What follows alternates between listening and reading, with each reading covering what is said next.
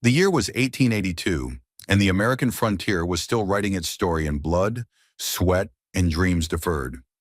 Across the vast expanse of Texas, communities were being carved out of raw prairie with nothing but determination and the promise that hard work could overcome any obstacle.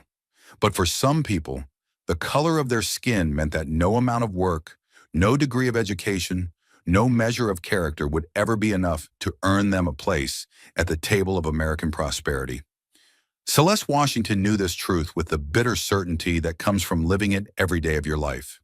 At 26, she had already learned that being a freed slave's granddaughter in post-Civil War America meant that every door would be slammed in your face twice, once for being black and once for having the audacity to knock in the first place.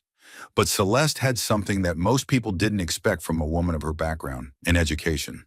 While other children had played in the dirt streets of Dallas, she had been hunched over books in the flickering light of oil lamps, absorbing every word her grandfather could teach her about literature, mathematics, history, and most importantly, the law. Samuel Freeman had been a remarkable man, a slave who had bought his freedom, served in the Union Army, and used his military service to secure land grants in the newly opened territories of Texas. What Celeste also had, hidden away in a secret compartment of her worn leather satchel, were documents that would shake the foundations of an entire community. Legal papers that proved her grandfather's claim to thousands of acres of prime Texas land. Land that had been quietly absorbed by white settlers after his mysterious disappearance in 1867. Land that now formed the foundation of a thriving frontier town that had convinced itself it had built its prosperity through honest labor and divine providence. But that morning, as the stagecoach jolted to a stop at the Copper Valley station, Celeste wasn't thinking about land grants or legal battles or historical injustices. She was thinking about love and hope and the 6 months of beautiful letters she had exchanged with Marcus Whitfield, a man who had promised her partnership, intellectual companionship, and a chance to build something meaningful together on the frontier. Marcus had written about loneliness in prose that made her heart ache with recognition. He had described his vision of a marriage based on mutual respect and shared dreams rather than mere convenience or physical attraction.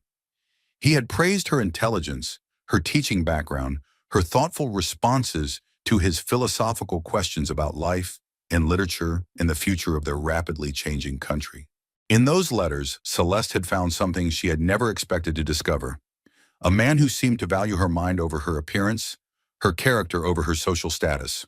For 6 months, she had allowed herself to believe that maybe, just maybe, she had found someone who could see past the color of her skin to the woman beneath. She had been wrong. The moment Marcus Whitfield laid eyes on her dark face, her full lips, her unmistakably African features, every beautiful word he had written transformed into lies. The educated, articulate woman he had fallen in love with through correspondence became nothing more than a black woman who had somehow tricked him into believing she was worthy of his attention. But what Marcus Whitfield didn't know, as he stood on that platform crushing her dreams with his prejudice and his fear, was that Celeste Washington was not just another desperate mail-order bride seeking survival in an unfriendly world. She was the heir to a legacy that would transform his comfortable assumptions about who owned what and who belonged where in the rapidly changing landscape of the American West. She stepped off the dusty stagecoach in Copper Valley, Texas, with nothing but a worn leather satchel, a carefully pressed blue dress, and 6 months' worth of love letters from a man who had promised her a new beginning. What Marcus Whitfield hadn't mentioned in those passionate letters was that his heart apparently came with a color preference. But when the same community that rejected Celeste Washington for the darkness of her skin discovered what she'd been hiding in that modest satchel, they would learn that sometimes the most unlikely people hold the keys to everyone's future. This is the story of a woman who came seeking love and found justice instead. It's the story of a community that built its prosperity on stolen land and stolen labor, and the reckoning that came when the rightful heir finally arrived to claim what had always been hers. Most of all, it's the story of how the most powerful revolutions sometimes begin with a single person who refuses to accept that they don't belong. In 1882, Celeste Washington was rejected for being the wrong color. By the time she was finished, She would prove that she owned the very ground her rejectors stood on. And in doing so, she would transform not just her own life, but the entire meaning of what it meant to belong in America. The Texas sun beat down mercilessly on the Copper Valley Station platform as Celeste Washington adjusted her carefully chosen hat for the third time in 10 minutes. 6 months of correspondence had led to this moment, the day she would meet Marcus Whitfield, the man who had written such beautiful words about companionship, understanding, and building a life together on the frontier. The stagecoach ride from Dallas had taken 3 days, and every mile had been filled with a mixture of hope and terror that had become as familiar to her as breathing. At 26, Celeste had already learned that dreams were dangerous things for a woman like her, a woman whose skin marked her as different in a world that prized conformity above all else. But Marcus's letters had been different. He had written about loneliness, about the need for an educated woman who could help him build something meaningful in the growing town of Copper Valley. He had praised her intelligence, her teaching background, her thoughtful responses to his philosophical questions about life and literature. Not once had he asked about her appearance beyond requesting a photograph, which she had carefully avoided sending, always claiming that she was too modest for such things. Now standing on the platform with her photograph of him clutched in her gloved hand, Celeste scanned the small crowd for a tall man with kind eyes and prematurely gray hair. Marcus Whitfield owned the general store, was a pillar of the community, and according to his letters, desperately wanted a wife who could match his intellectual ambitions. "Miss Washington?" She turned toward the voice, her heart racing. The man approaching her matched the photograph exactly. Tall, distinguished, with a kind of bearing that spoke of education and success. But as their eyes met, she watched his expression transform from hopeful anticipation to something that made her stomach clench with dread. Marcus Whitfield stopped walking. His mouth opened slightly, then closed. The bouquet of wildflowers in his hand seemed to wilt before her eyes as he took in her dark skin, her full lips, the undeniable evidence that she was not the white woman he had been expecting. "You're," he began, then stopped, glancing around the platform as if hoping this was some kind of mistake. "You're Celeste Washington?" "I am," she replied, her voice steady despite the way her heart was hammering against her ribs. She had dreaded this moment for months, but had allowed herself to hope that 6 months of correspondence might count for something. Marcus swallowed hard, his face flushing red with a mixture of anger and embarrassment. "In your letters you never mentioned, that is, I assumed," he trailed off, unable to finish the sentence that would condemn them both. "That I was white?" Celeste finished for him, her voice gaining strength from familiar anger. "You never asked, Mr. Whitfield. You wrote about seeking an intelligent, educated woman who could be your partner in building a life here. I am both of those things." But even as she spoke, she could see that it didn't matter. The careful words they had exchanged, the meeting of minds across hundreds of miles, the shared dreams and philosophical discussions. None of it could overcome the simple fact that her skin was the wrong color for his vision of a frontier wife. "You don't understand," Marcus said, his voice dropping to a whisper as curious onlookers began to gather. "This is a small town. My business, my reputation. I can't be seen with—" He gestured helplessly at her, as if her very existence was an affront to nature. "With someone like me," Celeste said coldly, "someone whose ancestors were enslaved, someone whose freedom is still so new that it threatens people like you." Marcus's flush deepened, and she could see sweat beading on his forehead despite the October chill. "It's not personal. You seem like a fine woman, but surely you understand that some things are simply impossible. The community here has certain expectations, certain standards." The humiliation burned through Celeste like wildfire, but she had learned long ago not to let it show.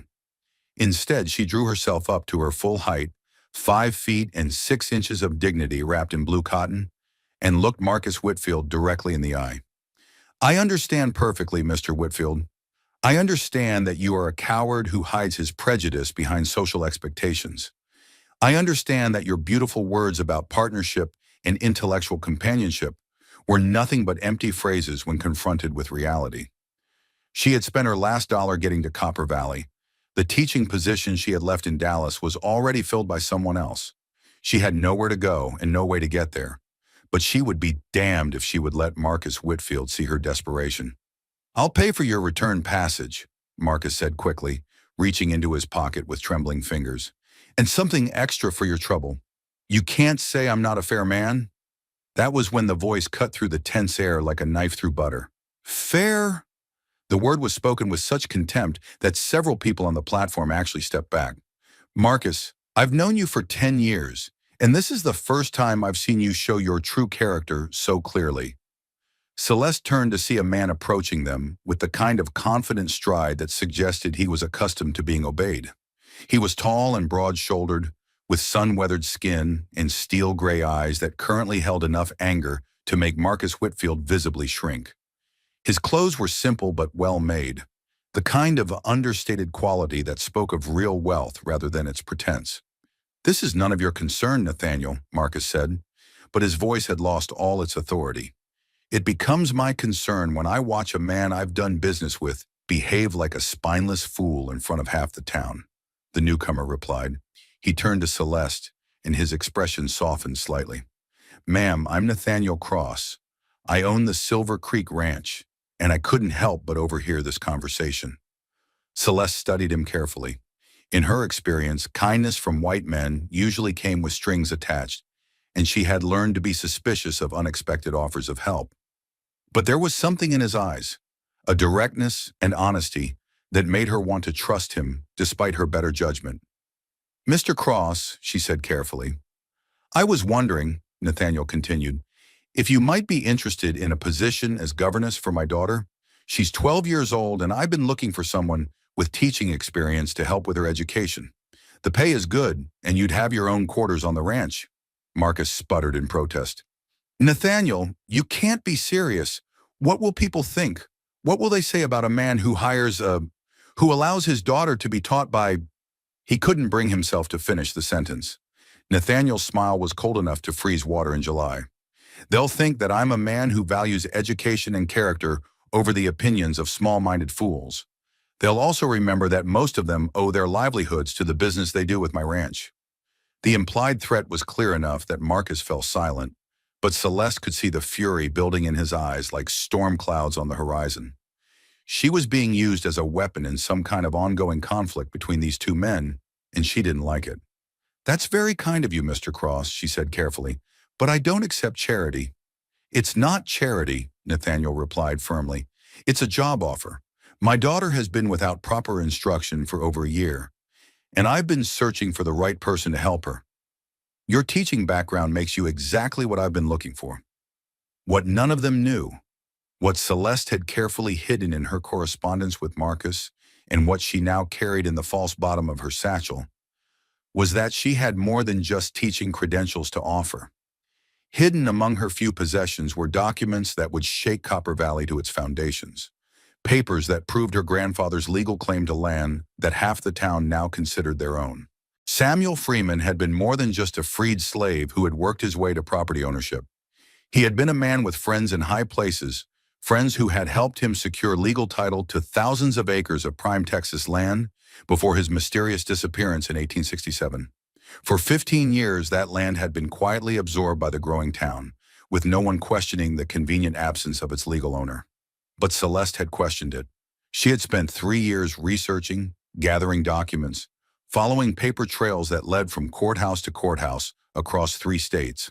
What she had discovered was enough to overturn half the property deeds in Copper Valley, and she had every piece of evidence carefully preserved and authenticated. "I'll consider your offer, Mr. Cross," she said finally, "but I'd like to see the ranch first and meet your daughter." "Of course," Nathaniel agreed. "My wagon is just across the street." As they walked away from the platform, leaving Marcus Whitfield standing alone with his wilted flowers and his cowardice, Celeste felt the familiar weight of the documents in her satchel. She had come to Copper Valley hoping for love and a new beginning. Instead, she had found the same prejudice and rejection that had followed her all her life. But Marcus Whitfield and the people of Copper Valley were about to learn that rejecting Celeste Washington had been the biggest mistake they had ever made. Because the woman they saw as beneath their consideration was about to prove that she held their entire world in her hands. The irony wasn't lost on her as Nathaniel helped her into his wagon. The same society that deemed her unworthy of marriage to a store clerk was about to discover that she owned half their town. The Silver Creek Ranch sprawled across the Texas landscape like something out of a dream, with rolling pastures dotted with cattle, sturdy outbuildings that spoke of prosperity, and a two-story ranch house that managed to be both imposing and welcoming. As Nathaniel Cross's wagon rolled up the dusty drive, Celeste found herself genuinely impressed by what she saw. "It's beautiful," she said, and meant it. "My wife designed most of it," Nathaniel replied, his voice carrying a note of sadness that made Celeste glance at him sharply. She had grand plans for this place. Unfortunately, she died of fever 3 years ago, before she could see them all come to fruition. "I'm sorry for your loss," Celeste said quietly, recognizing the grief that still colored his words. "Thank you. That's part of why I need help with Emma, my daughter. She's bright as a whip, but she's been running wild since her mother died. I'm better with cattle than I am with raising a young lady." The ranch house was even more impressive up close, with wide porches designed to catch the evening breeze, tall windows that would let in plenty of light for reading, and the kind of solid construction that suggested it had been built to last for generations. As they approached the front steps, a young girl with dark hair and her father's gray eyes burst through the door like a small tornado. "Papa, you're back early!" She stopped short when she saw Celeste, her eyes widening with curiosity rather than the hostility Celeste had learned to expect from white children. "Who's this?" "Emma, I'd like you to meet Miss Washington. She's a teacher, and I've asked her to consider helping with your education." Emma studied Celeste with the frank assessment that only children could manage, taking in her dark skin, her travel-worn but neat appearance, and the intelligent eyes that met her own without flinching. "Are you really a teacher? Papa's been looking for one forever, but nobody wants to come out here." "I really am a teacher," Celeste confirmed, finding herself charmed by the girl's directness. "I taught literature and history at a school for young ladies in Dallas." "What kind of books do you like?" Emma asked immediately, cutting straight to what was obviously the most important question in her mind. "All kinds, but I have a particular fondness for adventure stories and poetry." "What about you?" Emma's face lit up like sunrise. "I love adventure stories. Papa has some books, but I've read them all a dozen times. Do you know any new ones? Have you read anything by that new author, Jules Verne? I heard he writes about traveling to the moon." Watching the easy rapport developing between her daughter and Celeste, Nathaniel felt something loosen in his chest that had been tight for 3 years. Emma hadn't shown this much enthusiasm about anything in months. Since her mother's death, she had been going through the motions of education with a series of temporary tutors, but none of them had been able to spark the intellectual curiosity that had once made her such a joy to teach. "Why don't you show Miss Washington to the guest room?" he suggested. "She'll be staying for dinner, and then we can discuss the details of the position." As Emma chattered excitedly while leading Celeste through the house, Nathaniel reflected on what he had witnessed at the train station. Marcus Whitfield's behavior had been disgusting, but not surprising. The man had always been weak and easily swayed by popular opinion. What had surprised Nathaniel was his own immediate decision to intervene. It wasn't that he was particularly progressive in his thinking about race relations. Like most white men of his generation and class, he had grown up with certain assumptions about the natural order of things. But he had also been raised by a father who believed that character mattered more than color, and a mother who had quietly supported the Underground Railroad from their family's Ohio farm. More practically, Nathaniel had learned during his years building the Silver Creek Ranch that competent help was valuable regardless of where it came from. Some of his best ranch hands had been former slaves, men who worked harder and more loyally than many of the white drifters who passed through looking for easy money. And there was something about Celeste Washington that intrigued him beyond her obvious qualifications as a teacher. Despite the humiliation she had just endured, she had carried herself with dignity and strength that spoke of inner resources he recognized and respected. The guest room was comfortable and well-appointed, with windows that looked out over the ranch's vegetable garden and a small desk that would be perfect for lesson planning. As Emma bounced around the room, pointing out various features and asking rapid-fire questions about teaching methods, Celeste found herself genuinely considering Nathaniel's offer. She had come to Copper Valley with one goal in mind: to confront the people who had stolen her grandfather's land and demand justice. Taking a position as governess would give her time to plan her approach, access to local information through Emma's chatter, and a respectable cover for her presence in the community. "Miss Washington," Emma said suddenly, interrupting her thoughts, "why did that man at the station say those things to you? I couldn't hear everything, but Papa looked really angry." Celeste glanced toward the door, making sure Nathaniel wasn't within earshot. "Some people have trouble accepting others who are different from them," she said carefully. "Mr. Whitfield expected me to look a certain way, and when I didn't meet his expectations, he was disappointed." Emma frowned with the kind of moral certainty that only children possessed. "That's stupid. Mama always said that judging people by how they look instead of how they act is the mark of a small mind and a smaller heart." "Your mother sounds like she was a wise woman." "She was," Emma said with the matter-of-fact sadness of a child who had learned too early that life wasn't always fair. "Will you really stay and be my teacher? Papa's tried to help with my lessons, but he's not very good at it. And the books he has are mostly about cattle and crops and boring ranch stuff." Before Celeste could answer, Nathaniel appeared in the doorway. "Emma, why don't you go help Maria with dinner preparations? Miss Washington and I need to discuss business."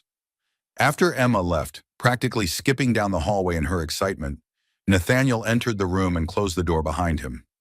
The gesture made Celeste slightly nervous.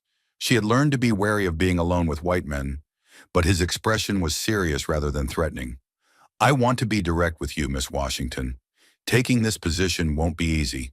Word of what happened at the station will spread through town faster than wildfire, and there will be people who won't appreciate your presence here." "Are you one of them, Mr. Cross?" Celeste asked bluntly.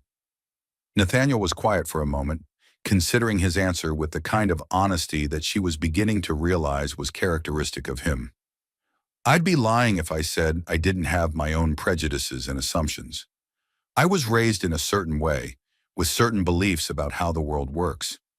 But I also know talent when I see it, and I know character when I meet it. Emma needs a good teacher, and based on our conversation today, I believe you could be exactly what she needs. And if the community disapproves, the community can disapprove all they want. This is my ranch, and I'll hire whoever I damn well please." His voice carried the kind of authority that came from owning half the county and knowing it. More to the point, most of the people who might complain also depend on my business for their livelihoods. They'll think twice before making their objections too vocal. Celeste studied his face, looking for signs of deception or hidden motives. What she saw was straightforward honesty and a hint of the loneliness that came through in his businesslike approach to what should have been a personal decision. "What exactly would my duties be?" she asked.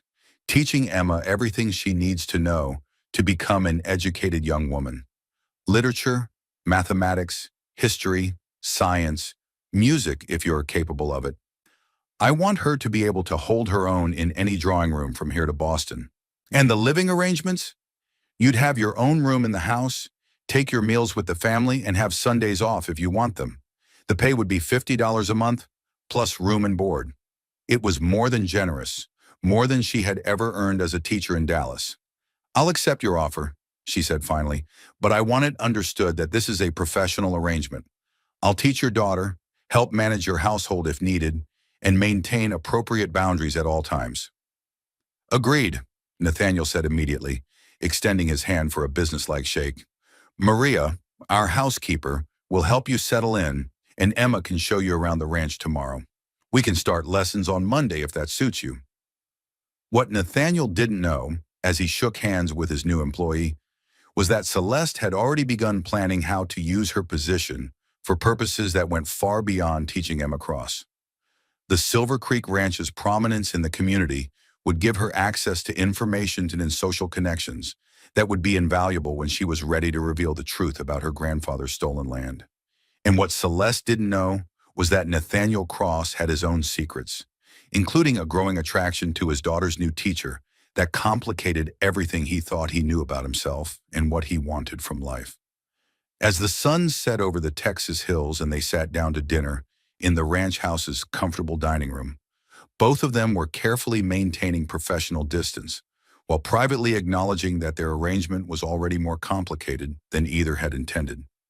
Emma, delighted to have a new teacher and blissfully unaware of the undercurrents swirling around the adults, chattered happily about lesson plans and book recommendations, unknowingly setting the stage for a relationship that would transform all their lives in ways none of them could imagine. But first, Celeste would have to survive the storm that was building in Copper Valley, where Marcus Whitfield was already planning his revenge against the woman who had dared to make him look like a fool. The first month at Silver Creek Ranch passed more smoothly than Celeste had dared to hope. Emma proved to be an eager and intelligent student, hungry for knowledge and surprisingly sophisticated in her thinking for a 12-year-old. Their daily lessons quickly expanded beyond basic curriculum to include discussions of literature, philosophy, and current events that challenged both teacher and student. "Miss Washington," Emma said one morning as they worked through a particularly complex passage from Shakespeare, "why do people in town act so strange when we go in for supplies?" They had made several trips to Copper Valley together, and Celeste had noticed the stares, whispers, and pointed conversations that followed their appearances. Most people were carefully polite in their interactions, but the underlying tension was impossible to miss. "What do you mean, strange?" Celeste asked, though she knew exactly what Emma was referring to. "Like yesterday, when Mrs. Patterson suddenly remembered she had urgent business in the back room the moment we walked into her shop, and Mr. Whitfield looked like he'd swallowed a toad when he saw us come into his store." Celeste sighed. She had been dreading this conversation but knew it was inevitable. Emma was too intelligent and observant to ignore the social dynamics swirling around them.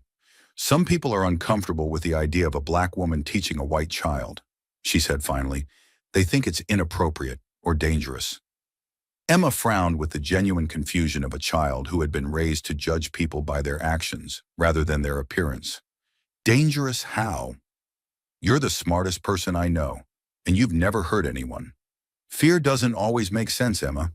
Some people are afraid that if they accept me as equal to them, it might change other things they believe about the world." "Well, that's their problem," Emma declared, with the absolute certainty of youth. "Papa says you're the best teacher he's ever seen, and I'm learning more in a month than I learned in the whole year before you came." What Emma didn't know was that her father had indeed been singing Celeste's praises, both privately and in carefully chosen public venues. Nathaniel had made it clear to anyone who cared to listen that his daughter's education had improved dramatically under Miss Washington's guidance, and that he considered himself fortunate to have found such a qualified instructor. This had not gone unnoticed by the community's more progressive members, who were beginning to question their own assumptions about race and competence, but it had also intensified the hostility of people like Marcus Whitfield, who saw Celeste's success as a personal affront to their worldview. The tension came to a head on a Tuesday afternoon when Celeste and Emma were browsing the limited selection of books at Henderson's bookstore. Old Mr. Henderson had always been polite to them, and his shop was one of the few places in town where Celeste felt genuinely welcome. They were discussing the merits of different poetry collections when Marcus Whitfield entered the store with his usual air of self-importance. He had clearly not expected to find them there, and his face immediately darkened with the familiar combination of anger and embarrassment that seemed to follow his every encounter with Celeste. "Henderson," Marcus said loudly, ignoring both Celeste and Emma completely, "I need to talk to you about the book order for the school board." "Of course, Marcus," Henderson replied, but his discomfort was obvious. "Let me just finish helping Miss Washington and Miss Cross with their selections." "There's no hurry," Celeste said quickly, recognizing the potential for an unpleasant scene. "Emma and I can wait." But Marcus wasn't interested in waiting or in maintaining even the pretense of civility. "I think it's inappropriate for the school board to be ordering books when there are questionable influences teaching children in this community," he said, his voice carrying clearly through the small store. Emma stiffened beside Celeste, her young face flushing with anger. "Are you talking about Miss Washington?" she demanded with the fearless indignation that only children could muster. "Because if you are, you should know that she's the best teacher in Texas. And you're just jealous because you're too stupid to recognize talent when you see it." "Emma," Celeste said quietly, placing a warning hand on the girl's arm, But the damage was done. Marcus turned toward them, with fury written across his features like words on a page. "This is exactly what I'm talking about," he snarled. "Teaching children to be disrespectful to their elders, filling their heads with ideas above their station. What ideas would those be, Marcus?" The voice came from the doorway, where Nathaniel Cross had just appeared. His tone was deceptively calm, but Celeste could see the dangerous glint in his eyes. "Your daughter just called me stupid in front of witnesses," Marcus said, his voice rising with righteous indignation. "If that's the kind of education you're paying for." "My daughter expressed her opinion of your behavior," Nathaniel replied evenly. "An opinion which, I have to say, seems fairly accurate based on what I just heard." The two men faced each other across the narrow bookstore, years of accumulated tension suddenly visible in their postures and expressions. Celeste realized that this conflict went much deeper than her presence in town. There was history here, old grievances and competing interests that had been simmering for years. "This isn't over, Cross," Marcus said finally, his voice dropping to a menacing whisper. "There are people in this community who won't stand for this kind of experimentation with our children's futures. And there are people who believe that education and character matter more than the color of someone's skin," Nathaniel replied. "I guess we'll see which group has more influence." After Marcus left, slamming the door behind him hard enough to rattle the windows, Henderson apologized profusely for the scene. "I'm sorry you had to witness that," he said to Celeste. "Marcus has been increasingly agitated about your presence here, and I'm afraid he's not alone in his opinions." "What do you mean?" Nathaniel asked sharply. Henderson glanced around nervously, as if afraid of being overheard even in his own store. "There's been talk at the saloon and after church on Sundays. Some folks are saying that having a woman of color in such a prominent position sets a dangerous precedent. They're worried about what message it sends." "What message?" Emma demanded indignantly. "That smart people should be allowed to teach? That good teachers should be appreciated? What's dangerous about that?" But Celeste understood exactly what message they were worried about. Her very presence in Copper Valley, in a position of respect and authority, challenged the fundamental assumptions that kept the racial hierarchy in place. If a black woman could be accepted as an equal in one arena, what other barriers might begin to crumble? That evening, as they sat on the ranch house porch watching the sunset paint the sky in shades of orange and purple, Nathaniel brought up the bookstore incident again. "I want you to know that I won't let people like Marcus drive you away," he said quietly. "Emma's education is too important, and your work here has been exceptional." "I appreciate that," Celeste replied, her voice careful and measured. "But you should know that my presence here is causing problems for you too. People are questioning your judgment. Your business relationships are being affected." "Let me worry about my business relationships," Nathaniel said firmly. "I've been dealing with small-minded fools like Marcus Whitfield for years. They bark a lot, but they don't have the teeth to cause real damage." What neither of them knew was that Marcus Whitfield was already planning to prove him wrong. The rejection at the train station had been humiliating enough, but watching Celeste gain acceptance and respect in the community was more than his pride could bear. He was quietly building a coalition of like-minded citizens, people who shared his view that racial boundaries needed to be maintained at all costs. And what none of them suspected was that Celeste's patient work in the ranch house library during her off hours was beginning to pay dividends. She had been carefully researching property records, tax documents, and legal precedents, building an ironclad case for her grandfather's claim to vast portions of the land that Copper Valley now considered settled and secure. The storm was building on multiple fronts, and when it finally broke, it would change everything for everyone involved. But for now, in the peaceful evening air of the Silver Creek Ranch, with Emma's laughter drifting from her bedroom window and Nathaniel's steady presence beside her on the porch, Celeste allowed herself to imagine that maybe, just maybe, she had found a place where she could belong. That illusion would not last much longer. As the weeks passed, Celeste found herself settling into routine that was both comfortable and dangerous. Comfortable because she genuinely loved teaching Emma, who proved to be one of the brightest students she had ever encountered. Dangerous because she was growing increasingly attached to both father and daughter, emotions that could compromise her real mission in Copper Valley. The documents hidden in her satchel called to her every night, reminding her of the justice she owed her grandfather's memory. Samuel Freeman had been driven from his rightful land by fear and hatred, the same fear and hatred she saw in Marcus Whitfield's eyes every time their paths crossed in town. But every morning, when Emma bounded into the schoolroom with some new question or discovery, when Nathaniel smiled at her across the breakfast table, when the three of them worked together in the garden or rode out to check on the cattle, Celeste felt herself weakening in her resolve. Was revenge worth destroying the first real home she had ever known? The question would soon be answered for her, because Marcus Whitfield was about to force her hand in ways she could never have anticipated. The trouble began on a cold November morning when Celeste and Emma went to town for their weekly supply run. What should have been a routine trip to the general store and post office quickly turned into something much more sinister. They noticed the first sign of problems when they entered Whitfield's general store. Instead of the usual awkward politeness, they were met with outright hostility. Marcus himself wasn't there, but his clerk, a nervous young man named Timothy, barely looked at them as he filled their order with shaking hands. "Where's Mr. Whitfield today?" Emma asked with the casual friendliness that came naturally to her. Timothy glanced around nervously before answering, as if afraid of being overheard. He's at a town council meeting. Emergency session." Emergency session? Celeste felt a chill run down her spine that had nothing to do with the November wind. What kind of emergency? But Timothy had already turned away, busying himself with organizing already organized shelves in a transparent attempt to avoid further conversation. Outside the store, they encountered Mrs. Patterson from the boarding house, one of the few townspeople who had always been cordial to Celeste.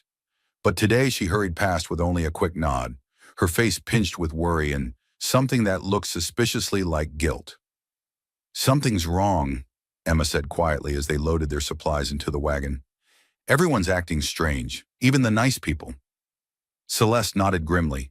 She had been expecting something like this ever since the confrontation at the bookstore. Marcus Whitfield wasn't the type of man to accept public humiliation quietly, and she had sensed him building toward some kind of retaliation. They were preparing to leave when Sheriff Morrison approached their wagon. Tom Morrison was a fair-minded man who had always treated Celeste with professional courtesy, but today his expression was troubled and apologetic.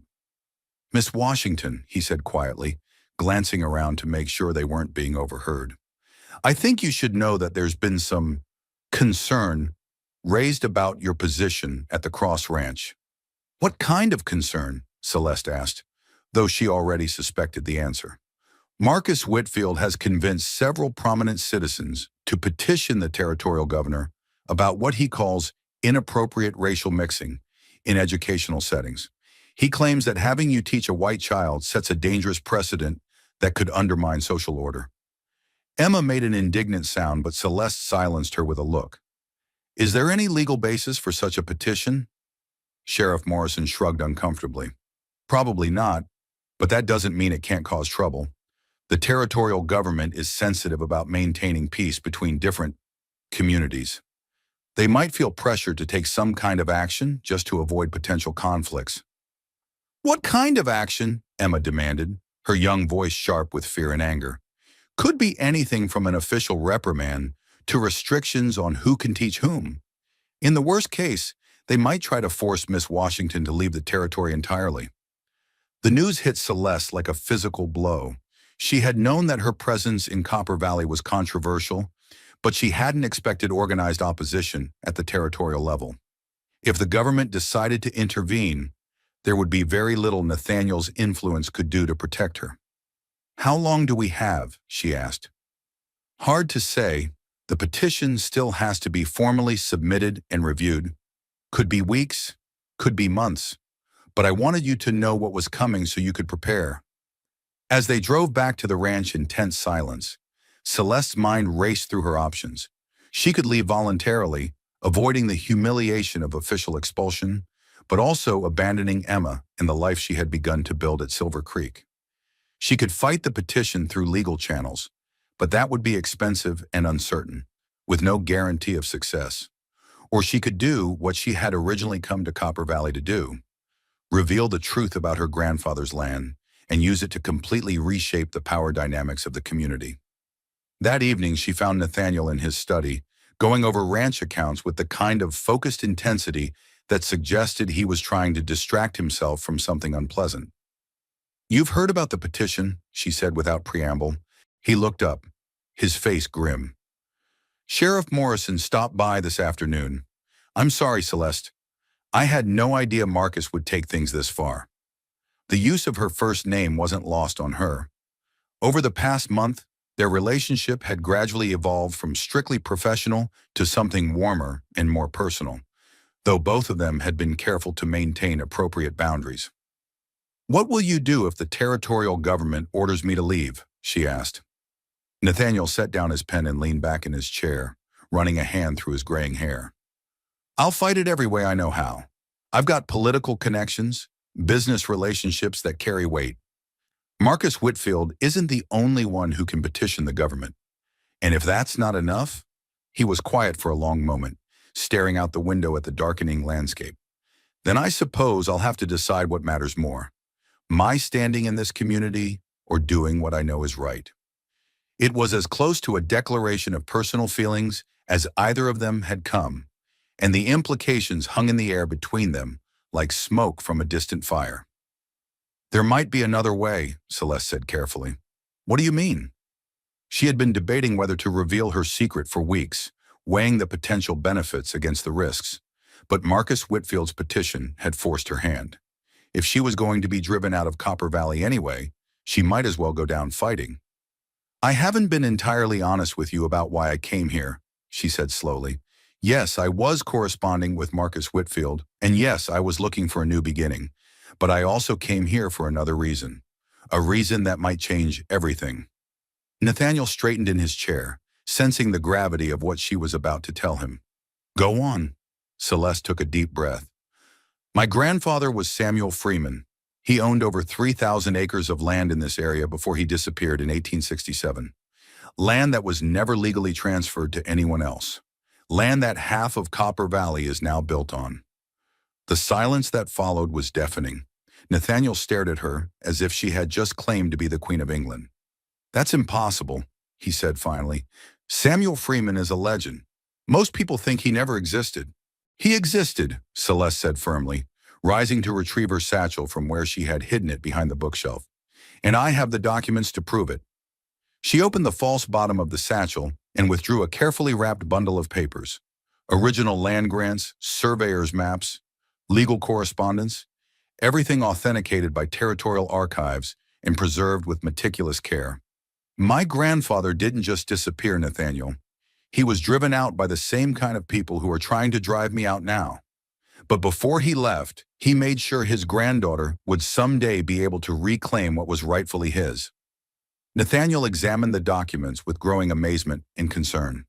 The legal language was clear, the official seals unmistakable. If these papers were authentic, and they certainly appeared to be, then Celeste Washington had a legitimate claim to property that would invalidate dozens of current deeds. "Do you have any idea what you're suggesting?" Nathaniel's voice was barely above a whisper. "If what you're saying is true, it would invalidate dozens of property deeds. The legal battles alone would tear this community apart." "Maybe that's what this community needs," Celeste replied. "Maybe it's time for people to face the consequences of building their prosperity on stolen land and stolen labor." What she didn't tell him was that she had spent the past month carefully researching which properties would be affected by her revelation. The Silver Creek Ranch, she had discovered with relief, was built on land that Nathaniel's father had purchased legitimately from the territorial government. But Marcus Whitfield's store, along with several other prominent businesses, sat squarely on land that legally belonged to her. "What do you want me to do?" Nathaniel asked. "Nothing, for now. But if Marcus Whitfield wants to use official channels to destroy my life, he should know that I can use the same channels to destroy his." That night, as she lay in her bed listening to the familiar sounds of the ranch settling around her, Celeste finally allowed herself to acknowledge the full complexity of her situation. She had come to Copper Valley seeking justice for her grandfather's stolen legacy, but somewhere along the way, she had found something else: a home, a purpose, and the beginning of feelings for Nathaniel Cross that went far beyond professional respect. Now she was faced with a choice that could cost her everything she had gained. Revealing her grandfather's documents would give her the power to fight Marcus Whitfield and his allies, but it would also unleash a legal and social storm that might destroy the peaceful life she had built at Silver Creek Ranch. The irony wasn't lost on her. She had been rejected by Marcus Whitfield for being black. Now she was about to prove that she owned the land his store was built on, land that he had assumed was his by right of racial superiority. Justice, she reflected, had a sense of humor even when it came wrapped in pain. The confrontation came sooner than Celeste had expected, triggered by an event that none of them could have anticipated. On a crisp December morning, Emma came running into the house with tears streaming down her face and her usually neat dress torn and muddy. "Miss Washington," she cried, throwing herself into Celeste's arms. "They were horrible. They said such awful things." Celeste held the sobbing girl, her own heart racing with a mixture of fury and protective instinct. "What happened, sweetheart?" Who said what things? Between hiccups and gasps, the story emerged. Emma had been at the general store with Maria, the housekeeper, when a group of women had cornered her. Led by Mrs. Whitfield, Marcus's sharp-tongued wife, they had told Emma that her teacher was corrupting her mind and filling her head with dangerous ideas about equality. "They said you were teaching me to forget my place," Emma sobbed. "They said Papa was a fool for letting you." She couldn't bring herself to repeat the ugly words they had used. "They said black people weren't fit to teach white children," Maria added grimly, her own face flushed with anger. "And they said things about Mr. Cross that I won't repeat in front of the child." That was when Nathaniel burst through the door, his face darker than a thundercloud. He had obviously heard about the incident in town and ridden home at breakneck speed. "Where is she?" he demanded. "Is Emma all right?" "I'm fine, Papa," Emma said, pulling away from Celeste and wiping her eyes. "Just angry.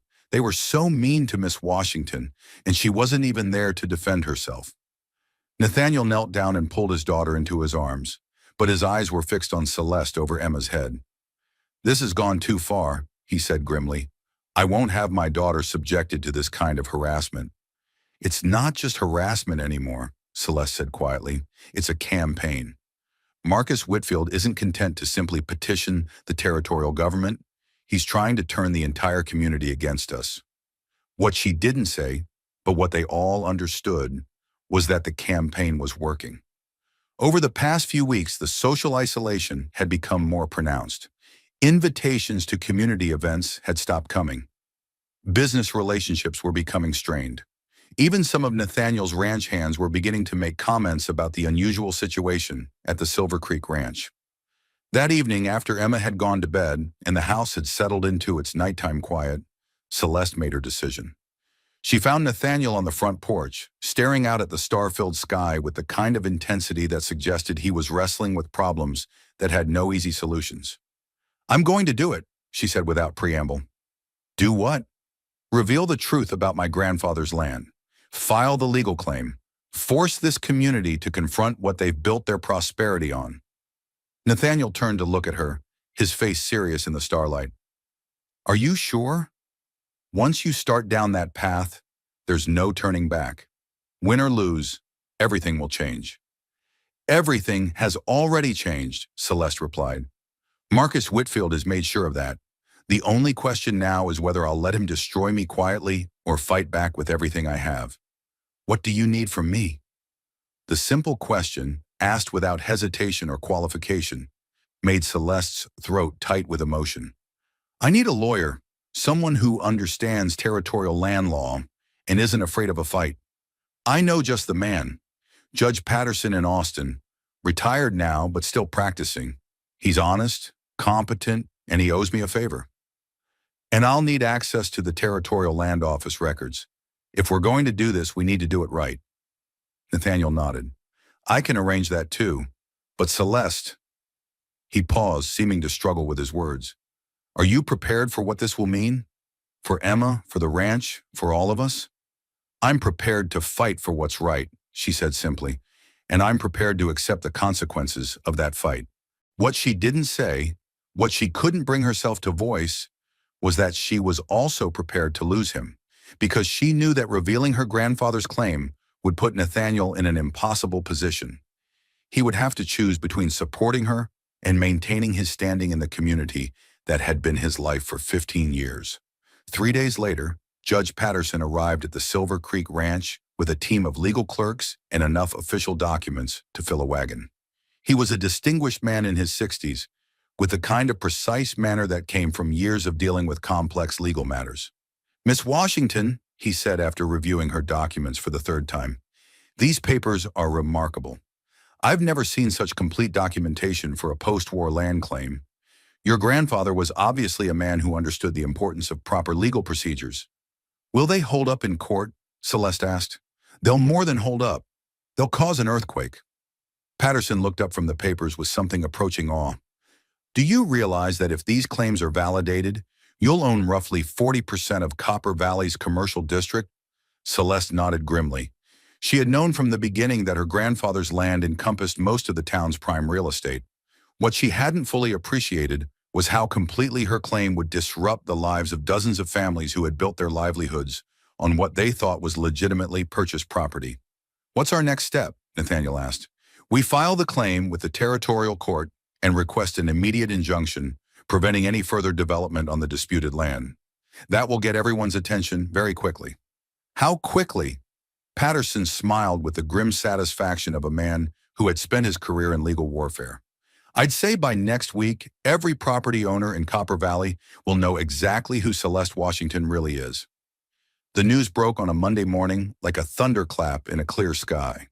By noon, word of the land claim had spread through Copper Valley faster than gossip at a church social. By evening, an angry crowd had gathered outside the Silver Creek Ranch, demanding answers from Nathaniel Cross about his conspiracy with the uppity black woman who was trying to steal their homes. Nathaniel met them at the front gate, rifle in hand and face set in stone. "This is private property," he said calmly. "State your business or move along." "We want answers, Cross!" Marcus Whitfield pushed to the front of the crowd, his face flushed with anger and something that looked suspiciously like panic. "How long have you been planning this? How long have you been working with her to defraud honest citizens?" "I haven't defrauded anyone," Nathaniel replied evenly.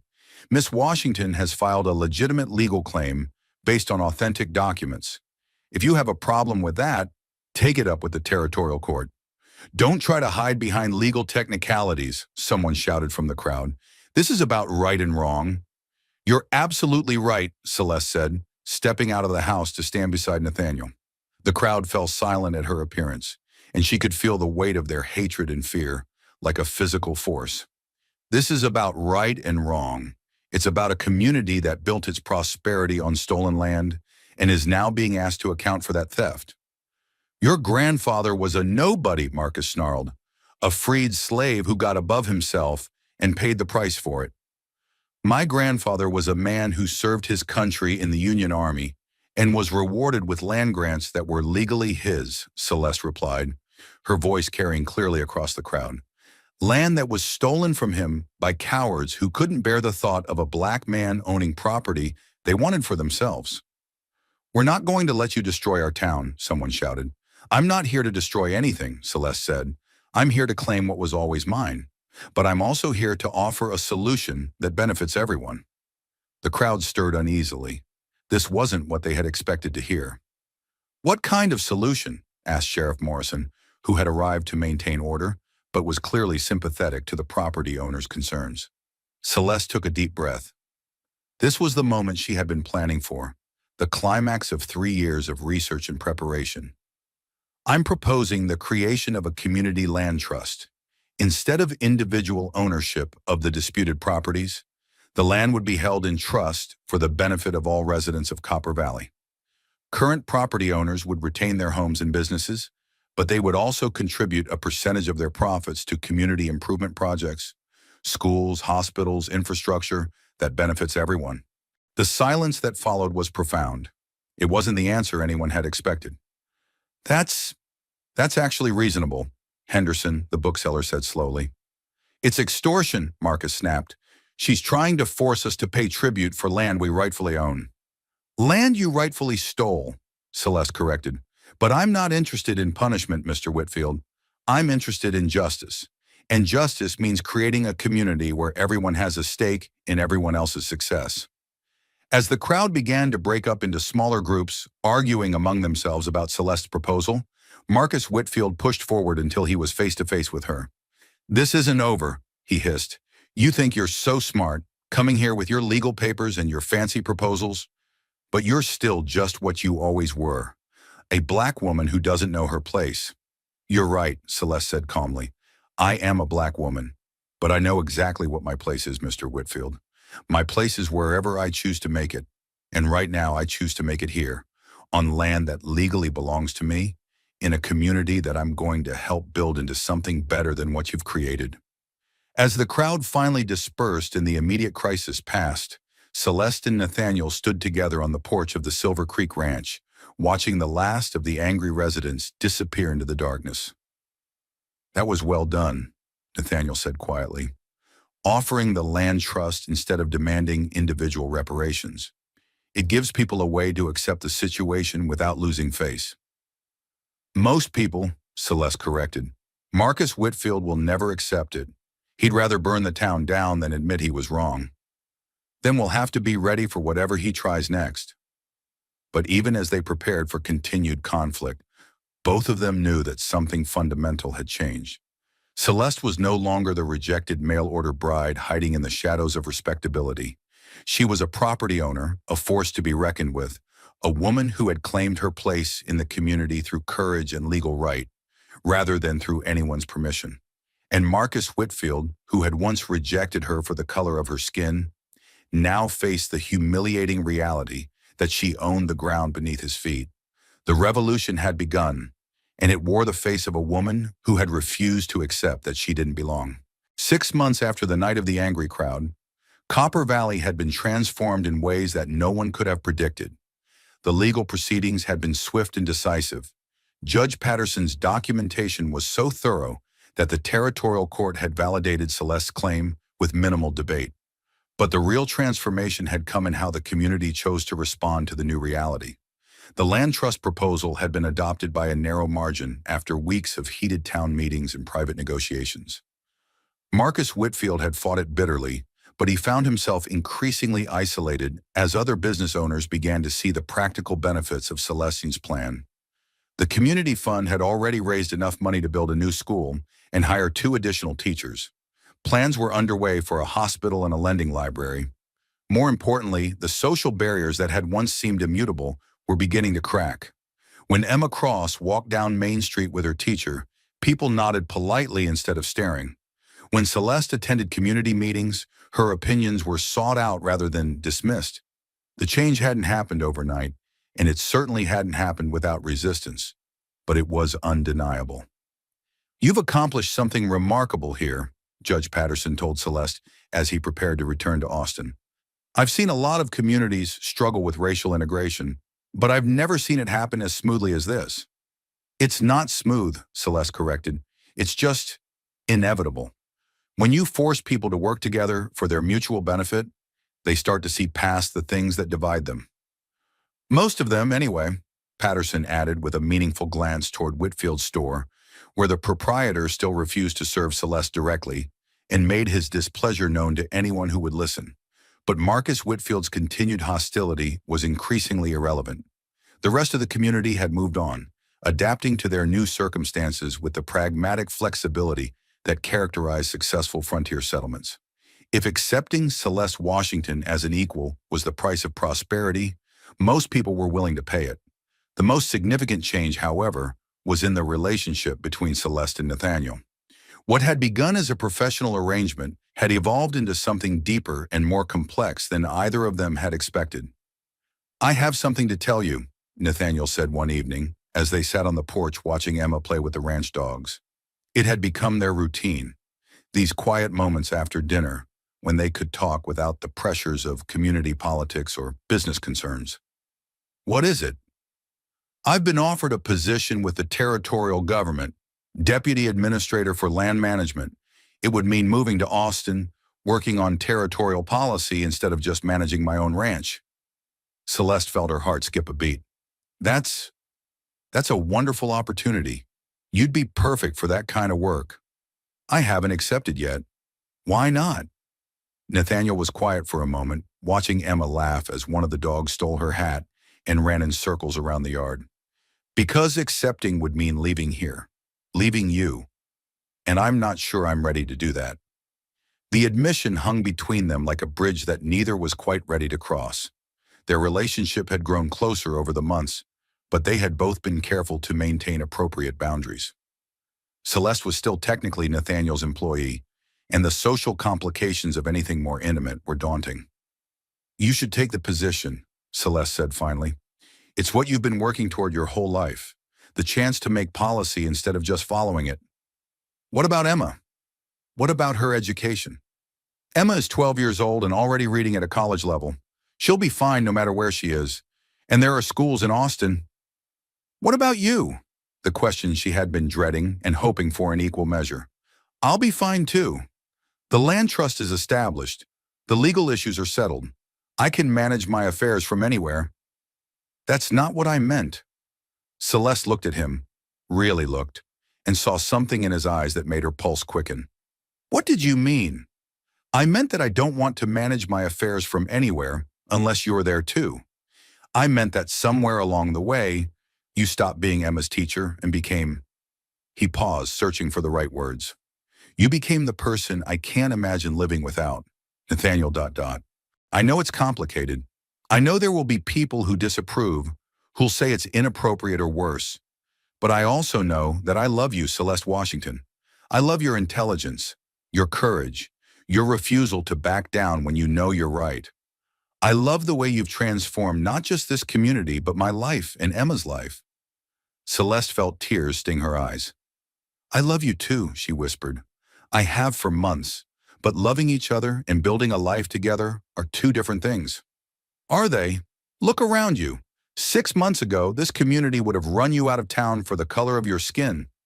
Now you own half of it, and they're asking for your advice on community planning. If we can change that, we can change anything. That night, as they talked until the stars faded into dawn, they began to plan not just for their personal future, but for the kind of community they wanted to help build. Austin would be a new beginning for all of them, a place where Nathaniel could influence territorial policy, while Celeste worked to establish similar land trust programs in other communities struggling with post-war racial tensions. Emma, when they told her about the move and the engagement, was delighted. I always knew you two were going to get married, she announced with the supreme confidence of a child who had been watching the adults around her more carefully than they realized. You make each other happy, and you make me happy too. The wedding took place on a warm spring morning in the parlor of the Silver Creek Ranch, with Judge Patterson officiating and most of Copper Valley in attendance. Even some of Marcus Whitfield's allies came, though Whitfield himself remained conspicuously absent. As Celeste spoke her vows, promising to love and honor the man who had seen past the color of her skin to the strength of her character, she thought about the journey that had brought her to this moment. She had come to Copper Valley as a desperate mail-order bride, seeking nothing more than survival. She was leaving as a landowner, a community leader, and a woman who had claimed her place in the world through courage rather than permission. The transformation wasn't just personal, it was political, social, and economic. The Copper Valley Land Trust had become a model that other communities were beginning to adopt. The integration of the schools had proceeded smoothly, with Celeste training other teachers in methods that valued all students regardless of background. Property values had actually increased as the community became more prosperous and stable. Marcus Whitfield, faced with the choice between adapting to the new reality or leaving town, had chosen to leave. His store was now owned by a cooperative of local farmers who had pooled their resources through the Land Trust Fund. Some people said he had moved to California, where he was trying to rebuild his life in a place where his racial prejudices were still socially acceptable. Do you ever regret it? Nathaniel asked as they loaded their belongings into wagons for the move to Austin. Coming here, I mean, fighting for your grandfather's land instead of just accepting Marcus's rejection and moving on? Celeste looked around at the ranch that had been her home, at the community that had once rejected her and now gathered to wish her farewell, at the daughter and husband who had become her family. "Never," she said firmly. "This is what my grandfather wanted when he worked so hard to secure that land. Not just ownership, but belonging. Not just survival, but success." As their wagon rolled away from Copper Valley toward their new life in Austin, Celeste carried with her the satisfaction of a mission completed and a wrong made right. She had come seeking love and found justice. She had been rejected for her color and had proven that character mattered more than complexion. But most importantly, she had learned that sometimes the most powerful revolutions begin with a single person who refuses to accept that they don't belong. In fighting for her grandfather's stolen land, she had reclaimed more than property. She had reclaimed the right to exist as an equal in a world that had tried to tell her she was less than human. The mail-order bride who had been deemed the wrong color had become the architect of a community where color no longer determined worth. And in doing so, she had proven that love, like justice, was not something to be granted by others, but something to be claimed by those brave enough to fight for it. Sometimes the most powerful love stories aren't about fairy tale romances or dramatic rescues. Sometimes they're about ordinary people who refuse to let the world define their worth, who fight not just for themselves, but for the right of everyone to belong somewhere without apology. Celeste Washington's journey from rejected mail-order bride to community leader represents something larger than one woman's triumph over prejudice. Her story illuminates a truth that America is still learning to embrace, that justice delayed is not justice denied, and that the arc of the moral universe really does bend toward justice, but only when brave people are willing to grab hold of it and pull. When Celeste stepped off that stagecoach in Copper Valley, she carried with her more than just the sting of a lifetime of rejection. She carried the hopes of her grandfather Samuel Freeman, a man who had risked everything to secure a place for his descendants in the American dream. She carried the wisdom of generations of ancestors who had survived slavery, war, and the brutal aftermath of Reconstruction. Most importantly, she carried the unshakable belief that her humanity was not up for debate, regardless of what the world tried to tell her. Marcus Whitfield's rejection at the train station was not an isolated incident of personal prejudice. It was a symptom of a larger disease that infected American society in the years following the Civil War. The same communities that celebrated their commitment to freedom and democracy were simultaneously denying the basic humanity of the very people whose forced labor had built the foundation of American prosperity. But Celeste's response to that rejection offers us a different model for how to confront systemic injustice. She didn't seek revenge for revenge's sake. She didn't try to destroy Marcus Whitfield or humiliate the people who had rejected her.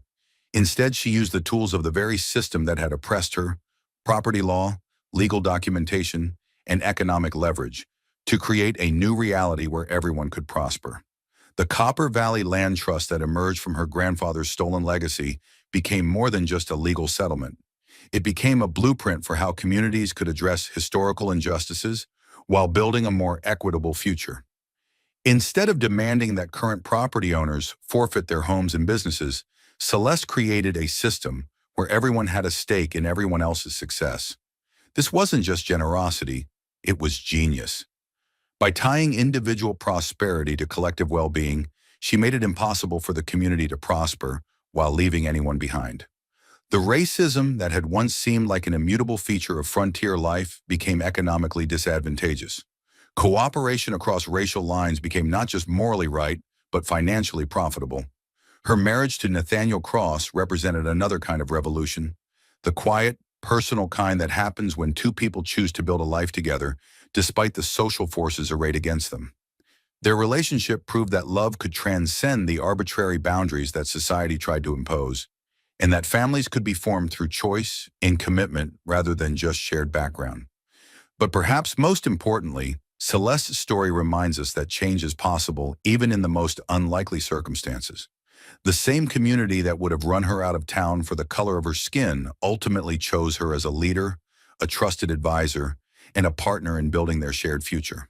This transformation didn't happen overnight, and it didn't happen without resistance, but it happened because Celeste refused to accept that she didn't belong.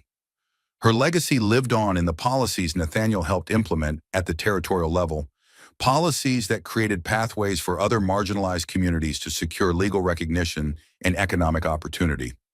It lived on in the schools that welcomed children of all backgrounds, in the businesses that operated on principles of shared prosperity, and in the families like the Crosses who proved that love could transcend the boundaries that society tried to impose. Today, as we continue to grapple with questions of belonging, equality, and justice in America, Celeste Washington's story offers both inspiration and instruction. Her journey reminds us that the most powerful way to respond to rejection is not with bitterness, but with excellence, not with hatred, but with the patient work of building something better. What would you have done in Celeste's place?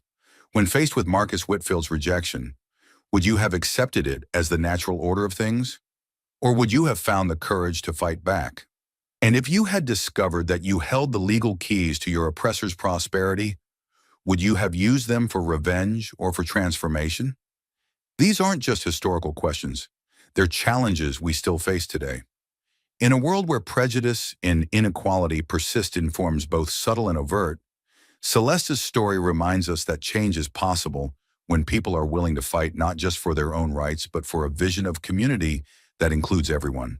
Her grandfather's stolen land became the foundation for something greater than individual ownership. It became the basis for a new kind of society where success was shared rather than hoarded, where differences were seen as strengths rather than threats, where belonging was determined by contribution rather than complexion.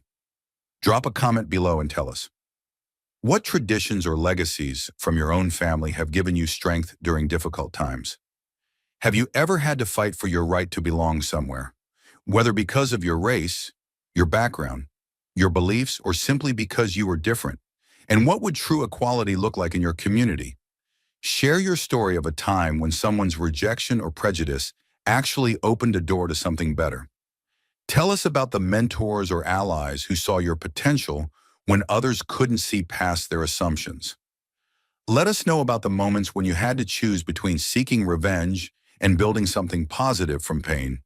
Don't forget to hit that like button if Celeste's transformation from rejected bride to community leader inspired you, and subscribe to Wild West Stories for more tales of ordinary people who change the world through extraordinary courage. Ring that notification bell so you never miss a story about love, justice, and the unbreakable human spirit that refuses to be diminished by prejudice or fear. Your comments and shares help these important stories reach other people who need to hear them. People who might be fighting their own battles for dignity and belonging. People who need to be reminded that their worth is not determined by others' ability to recognize it. People who are working to build communities where everyone can thrive. Because in the end, we're all part of the same human family, and we all deserve to find our place in the world without having to apologize for who we are. Celeste Washington's story proves that sometimes the most beautiful love stories are the ones where people fall in love, not just with each other, but with the possibility of building a world where love itself has no color, no boundaries, and no limitations except those we choose to impose. Until next time, remember, home isn't just where you're born or where you're accepted. It's where you have the courage to plant your flag and declare that you belong, regardless of what anyone else thinks about it. Thank you for watching Wild West Stories, where every tale reminds us that the most powerful revolutions begin with people who refuse to accept that they don't belong, and that sometimes the greatest victories come not from defeating our enemies, but from transforming them into allies in the work of building a better world.